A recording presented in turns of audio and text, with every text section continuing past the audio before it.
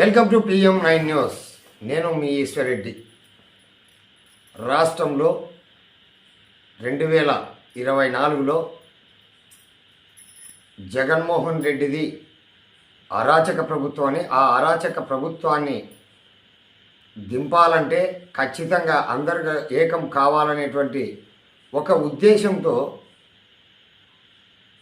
ఈ యొక్క Janasena party, Telugudesam party, BJP party అలయన్స్గా ఉంటూ ఈ యొక్క వైఎస్ఆర్సీపీని అడ్డుకొని ఖచ్చితంగా నెగ్గగలం అనేటువంటి ఒక ప్రధాన ఉద్దేశంతో కూటమిగా ఏర్పడి తర్వాత తెలుగుదేశం పార్టీ ఈ యొక్క 3 పార్టీల కూటమి అధికారంలోకి 2024లో రావడం జరిగింది.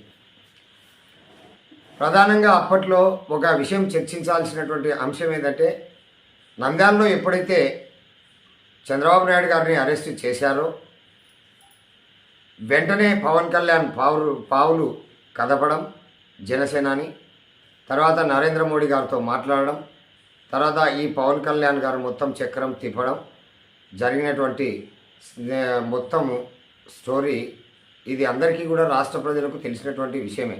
అయితే జనసేన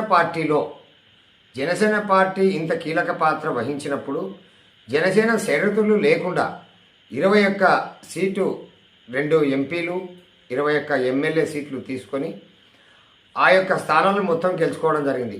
అయితే అధికారం, తిరుగులేని అధికారం కూటమికి ఈ రాష్ట్ర ప్రజలు కట్టబెట్టినప్పుడు మళ్ళీ జనసేన పార్టీకి ఈ కూటమిలో ఎంతవరకు ప్రాధాన్యత ఇస్తున్నారు అనేటువంటిది ఈరోజు ప్రధానమైనటువంటి చర్చ.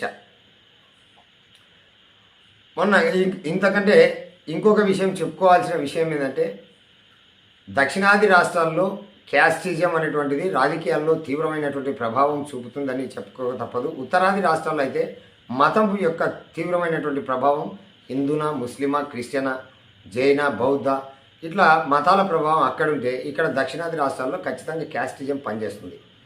ముఖ్యంగా ఆంధ్రప్రదేశ్లో తీసుకుంటే పవన్ కళ్యాణ్కి సంబంధించినటువంటి కాపు బలిజ, ఈ ఒంటరి, మున్నూరు కాపు ఇవి ఏవైతే ఉన్నాయో ఈ కాపు బలిజ సామాజిక వర్గంలో తెగలుగా ఈ యొక్క జనాభా రాష్ట్ర జనాభాలో అధికారిక లెక్కల ప్రకారం 30% అని, తర్వాత అనధికారికంగా 35% అని ఈ బలిజ కాపు సంఘీయులు చెప్తా ఉన్నారు. అయితే రాష్ట్రంలో ఎప్పుడు కూడా ఏ అసెంబ్లీ ఎలక్షన్లప్పుడు కూడా ఏకతాటిపైన నడిచిన దాఖలాలు అయితే లేవు ఈ కాపు బలిజ సామాజిక వర్గాన్ని. అయితే ఈ యొక్క 2024లో ఎలక్షన్లు అప్పుడు మావాడు ఒకరు పవన్ కళ్యాణ్ వచ్చినారు, వాటికి తోడు బీసీ, ఎస్సీ, ఎస్టీ మైనార్టీలు కూడా పవన్ కళ్యాణ్ వెంట ఉన్నారు.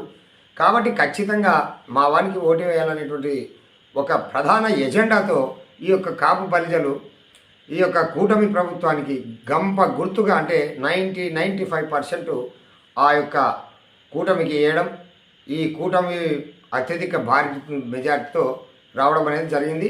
అయితే ఇప్పుడు ప్రధానంగా ఏ నియోజకవర్గం అన్న తీసుకో సరే, కాపు సామాజిక వర్గానికి ఈ కూటమిలో ఏమన్నా ఒరిగిందా అంటే ఏమీ ఒరిగలేదని చెప్పేసి అసహనాన్ని కాపు నేతలు వ్యక్తం చేస్తున్నారు.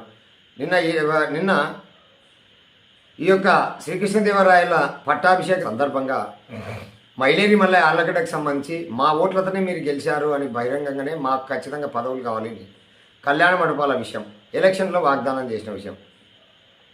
రాష్ట్రంలో ఈ పరిస్థితి ఇట్లా ఉంటే అంటే ప్రతి ఒక్క నియోజకవర్గంలో ఆ రోజు కాపు సామాజిక వర్గం ఖచ్చితంగా కూటమి వెంట ఉంటేనే ఈ కూటమి నెగ్గగలదు అనేటువంటి ఉద్దేశంతో ఈ కూటమి నేతలు ఒక బిస్కెట్ల మాదిరిగా ఈ కాపు బలిజలకి కళ్యాణ మండపాలు కట్టిస్తాం, సంక్షేమ పథకాలు ఇస్తాం, అవి ఇవి వాగ్దానాలు చేసినారు తప్ప ఇప్పుడు ఒరిగిందేమీ లేదని చెప్పేసి పలువురు కాపు బలిజ సంఘ నేతలు విశ్లేషిస్తూ ఉన్నారు.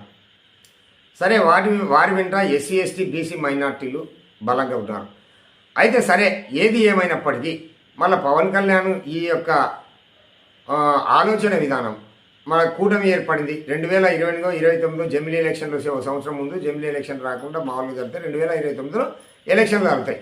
ఎలక్షన్ జరిగినప్పుడు చంద్రబాబు నాయుడు రాష్ట్రంలో ఒక ముద్ర ఉంది.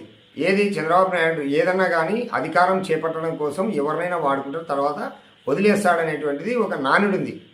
అయితే మళ్ళీ 2029లో కల్లా జనసేన పార్టీ బలపడకపోతే ఇంకొకరు బలపడితే వారితో కూటమి కట్టి జనసేనని వదిలేసే పరిస్థితులు కూడా చంద్రబాబు నాయుడు దగ్గర ఉంటున్నాయి. కాబట్టి జనసేనని ఖచ్చితంగా బలోపేతం చేసుకోవాలని జనసేన నాయకులు పలువురు అధినాయకత్వానికి చెప్పుకోలేక ఇటు మగ్గిపోతున్నటువంటి దాఖలాలు.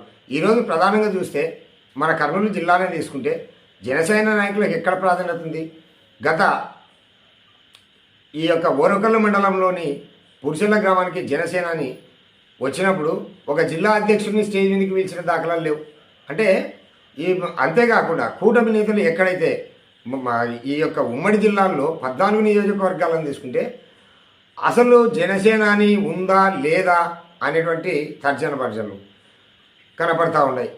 ఎక్కడ ఇప్పుడు ఒక ఉలిందకొండ కల్లూరు మండలం అవుతుంది, ఒక సొసైటీ చైర్మన్ ఇచ్చినారు, తర్వాత మైలేరి మల్లయ్య అని చెప్పేసి మార్కెట్ యార్డ్ చైర్మన్ ఇచ్చినారు తప్ప ఆ సామాజిక వర్గానికి ఒరిగింది ఏం లేదు.